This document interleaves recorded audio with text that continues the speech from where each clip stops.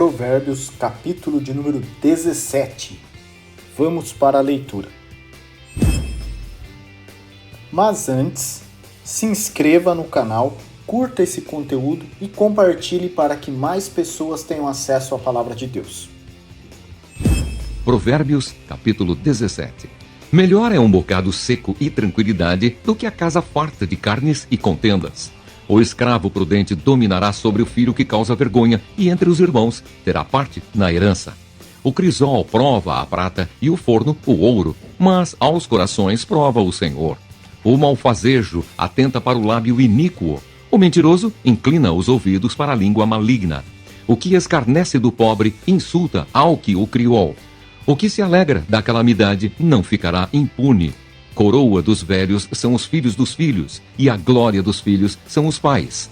Ao insensato não convém a palavra excelente, quanto menos ao príncipe o lábio mentiroso.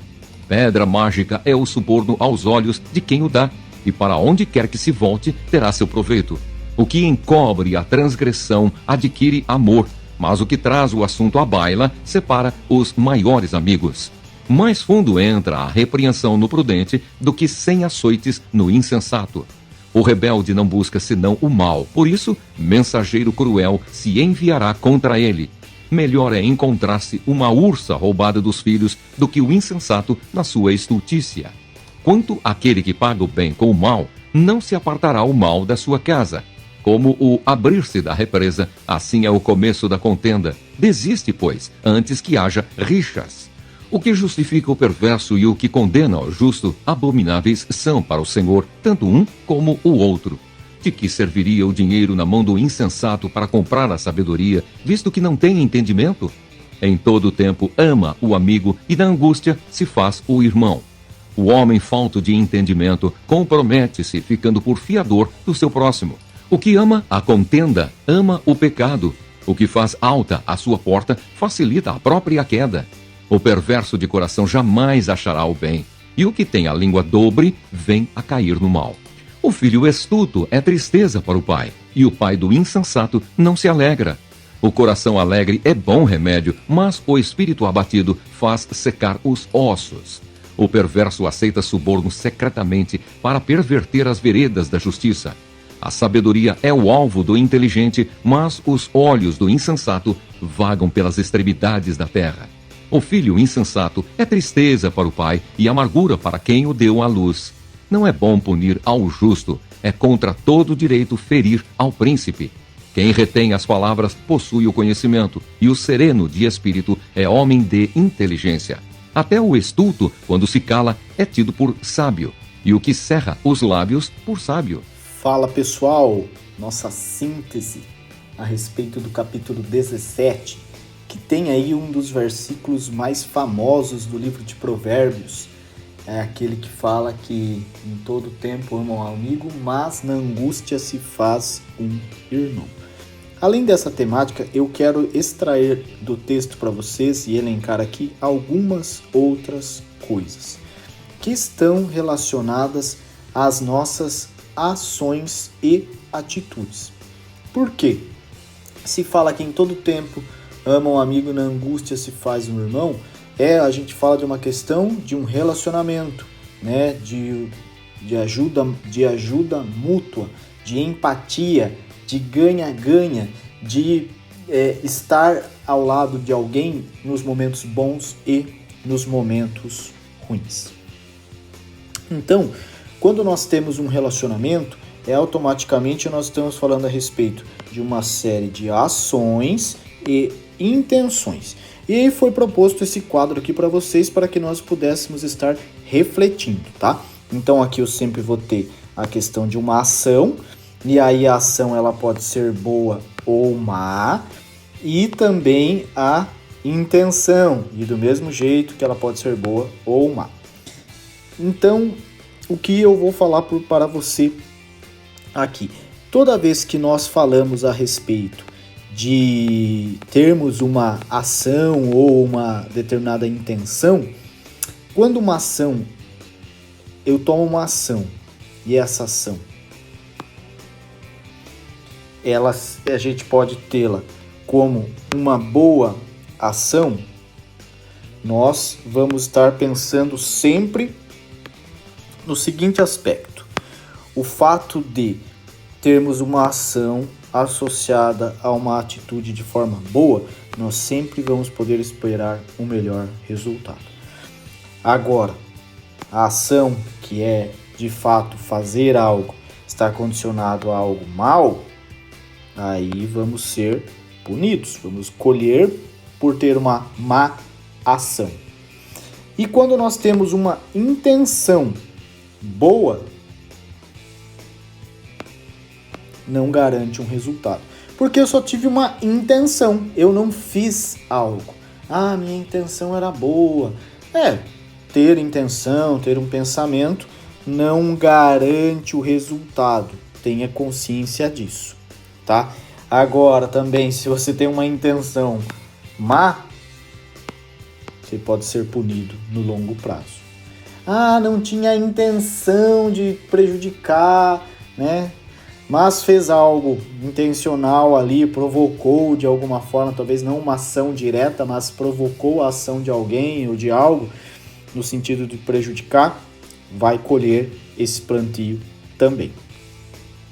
É muito interessante que Provérbios, ele acaba falando, a Bíblia também fala muito, de que nós devemos controlar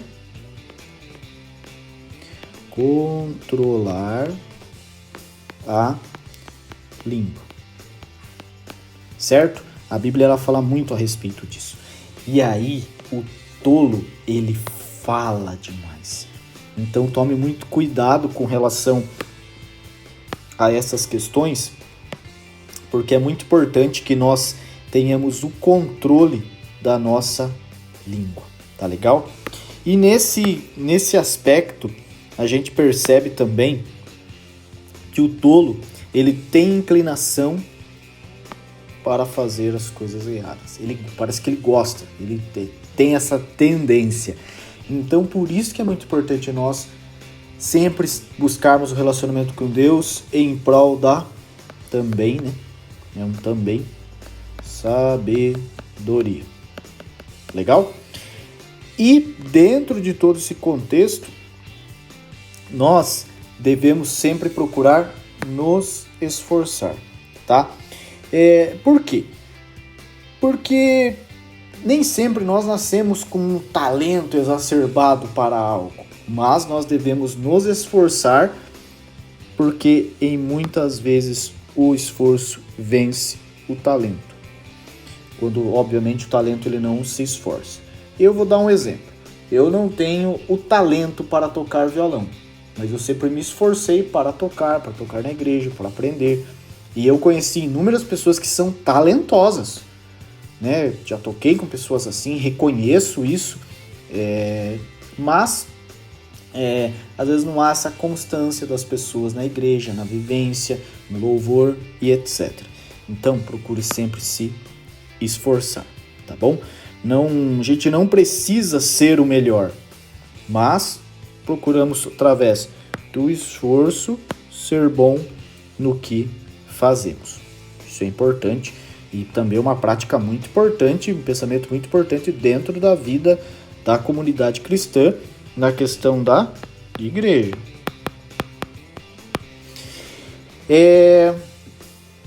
E aí, voltando a falar no aspecto de falar, porque quando falamos de relacionamento, de qualquer coisa que seja, o falar, ele faz parte total disso, né? Nós sempre expressamos a importância de falar com Deus, de orar e uma série de coisas.